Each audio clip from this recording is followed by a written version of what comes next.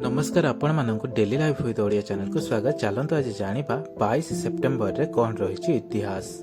जदि आपण माने आज प्रथम थर पर यह चैनल को आछंती प्लीज दयाक सब्सक्राइब कर दियंतु, कारण आपण सपोर्ट निहाती आवश्यकता रही यह चैनल को। आज 22 सेप्टेम्बर आज होची वर्ल्ड राइनो डे। यह आम ओडिशा रे गंडा कहा जाय थाए। वर्ल्ड राइनो डे को पालन करबा आरंभ करथिला दक्षिण आफ्रिका। दक्षिण आफ्रिका यह पालन करने आरंभ करता 2010 मसीह, किंतु 2011 मसीहा परे वर्ल्ड राइनो डे प्रति वर्ष पालन करा जाउची। एही दिवस पालन करिवार मूल लक्ष्य होउची लुप्त होबाकू बसिथिबा गंडा मानकर संरक्षण करिबा। एही दिवस पालन द्वारा आमे सचेतन सृष्टि करि पारछु लोकमानक मध्यरे गंडा प्रति, कारण अतीत रे एमानक जाति विलुप्त होबारे बसिथिला।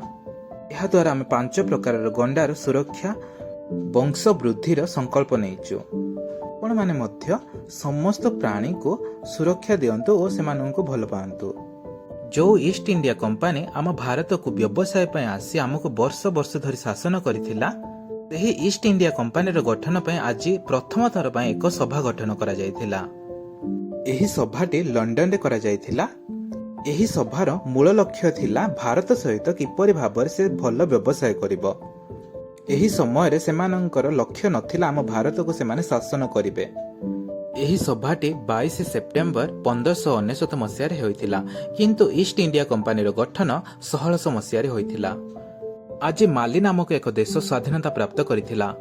स्वाधीनता प्राप्त करिथिला 22 सेप्टेम्बर 1960 मसीह रे।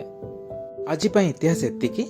आशा करछि आपनक दिन शुभ और मंगल रे कटु। रहुछि नमस्कार।